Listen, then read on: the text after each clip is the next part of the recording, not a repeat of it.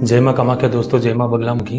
बहुत से लोगों के मन में कन्फ्यूजन चल रहा है कि दिवाली 31 अक्टूबर को मनाएं या 1 नवंबर को, और कन्फ्यूज होना लाजमी भी है क्योंकि कुछ शास्त्र समग्र बात की जाए, शास्त्रों के अनुसार देखा जाए तो 31 तारीख को भी दिवाली पूजन का योग बन रहा है और 1 नवंबर को भी दिवाली पूजन का योग बन रहा है। क्योंकि हमेशा इस चीज़ का ध्यान रखना चाहिए, शास्त्रों में कहा गया है कि दिवाली पूजन उस समय पे करनी चाहिए जिस अमावस हो, कार्तिक महीने की अमावस हो और प्रदोष काल हो। तो कार्तिक महीने की अमावस तिथि और प्रदोष काल में ही लक्ष्मी पूजन किया जाता है, दिवाली पूजन किया जाता है, तो वही शास्त्र सम्मत मानी जाती है। तो उसके हिसाब से देखा जाए 31 अक्टूबर को अमावस की शुरुआत हो रही है 3:53 पे दोपहर के बाद में, और जो अगले दिन 1 नवंबर को 6:17 तक रहेगी। तो 31 अक्टूबर को अगर देखा जाए तो 31 अक्टूबर को अमावस भी है और प्रदोष काल भी रहे। तो 31 अक्टूबर को कुछ लोग हो सकते हैं दिवाली पूजन को अपना समय श्रेष्ठ मानते हैं, लेकिन इसी तरीके से अगर 1 नवंबर की बात की जाए तो उदया तिथि जो है, उदया तिथि यानी सूर्य उदय के साथ में जो तिथि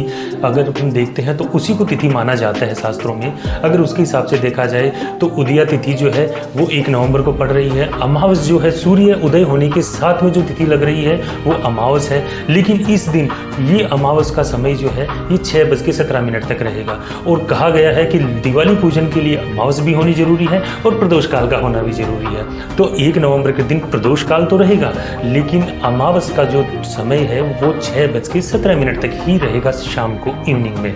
तो इसलिए अगर बात की जाए तो 1 नवंबर को प्रदोष काल रहेगा लेकिन अमावस नहीं रहेगी, और 31 अक्टूबर को अमावस जो है वो दोपहर के बाद में लग रही है और प्रदोष काल भी रहेगा।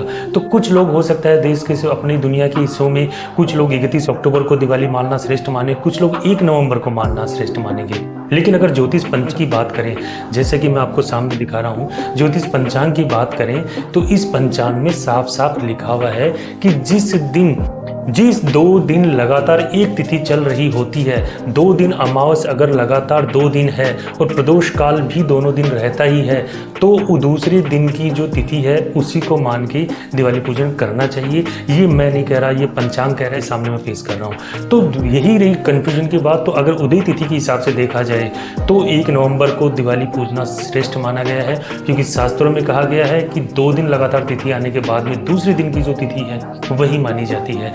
तो अब जब बात करते हैं प्रदोष काल होता क्या, बहुत से लोगों के मन में कंफ्यूजन चल रहा होगा कि आखिर प्रदोष काल होता क्या है। अमावस तो तिथि है, चलो सब जानते हैं कि अमावस तिथि है, लेकिन प्रदोष काल क्या होता है। देखो प्रदोष काल क्या होता है कि अपने समय को ज्योतिष पंचांग के अनुसार कुछ विभागों में बांटा गया है। जैसे कि प्रहर में बांटा गया है कि 24 घंटे का जो समय होता है उसमें 12 घंटे के 2 विभागों में बांटा गया है, जिसमें 3-3 घंटे का एक प्रहर बनाया गया है। तो दिन की बात करें तो पूरे दिन में 4 प्रहर होते हैं और ऐसे ही 4 प्रहर नाइट के समय में होते हैं।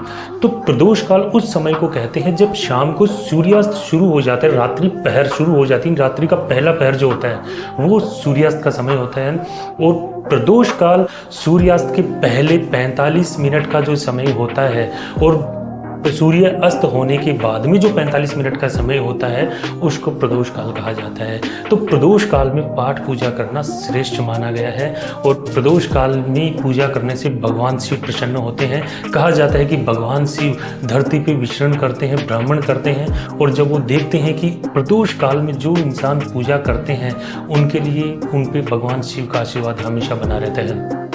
तो दिवाली की बात कर रहे हैं तो दिवाली भी अमावस के दिन और प्रदोष काल में ही दिवाली पूजन करना श्रेष्ठ माना गया है। तो कुछ लोग 31 अक्टूबर को दिवाली मनाएंगे, कुछ लोग 1 नवंबर को दिवाली मनाएंगे, लेकिन शास्त्र सम्मत अगर पंचांग के हिसाब से चलें तो 1 नवंबर को दिवाली पूजन जो है वो श्रेष्ठ रहेगा। हमारा वीडियो कैसा लगा, फिर भी कोई कन्फ्यूजन है तो आप हमें कमेंट करके जरूर बताइएगा कि आपकी इस बारे में क्या राय है, ठीक है। साथ ही अगर आपको वीडियो पसंद आया हो तो जरूर कीजिएगा, सब्सक्राइब जरूर कीजिएगा, नोटिफिकेशन पे क्लिक करना मत भूलिएगा, जिससे आने वाली वीडियोस के बारे में आपको पता लगता रहे। इसी तरह की इन रोचक बातें और महत्वपूर्ण बातें, जानकारी हम लेके फिर हाजिर होंगे। जय माँ कामाख्या, जय माँ बगला।